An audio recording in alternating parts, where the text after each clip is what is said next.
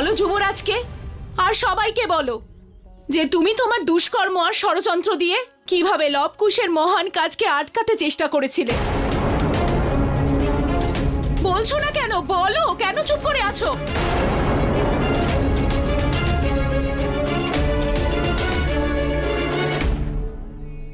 তোমার স্ত্রী যা বলছে এগুলো কি সত্যি? যুবরাজ, এই মহিলা মূর্খ, আর এই লবকুশ। সমাজের মধ্যে এই রকম চরিত্রহীন স্ত্রীর কোনো জায়গা নেই। এমনকি লবকুশেরও নয়।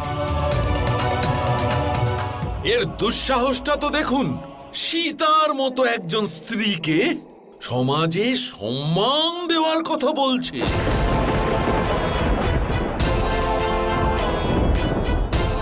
তোমরা কি সীতা মাতার সম্মানের জন্য লড়াই করছো?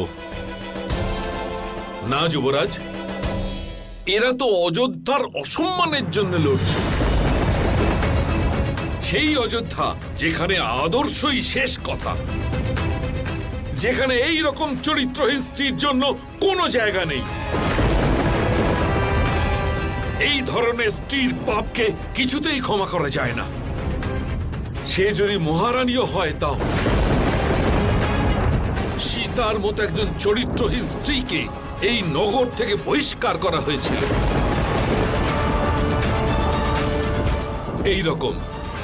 এই রকম অযোধ্যার সম্মানকে ক্ষতি করে দিচ্ছে লবকুশ। সেই জন্য একবার কেন, সহস্রবার আমি এদের প্রাণ নিতে প্রস্তুত আছি। বাস!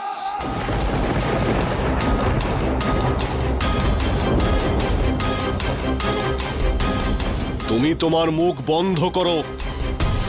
এই অযোধ্যার মান, সম্মান আর প্রতিষ্ঠার সংরক্ষণের দায়িত্ব শুধু একজন ব্যক্তির উপর, আর তিনি হলেন শ্রীরাম।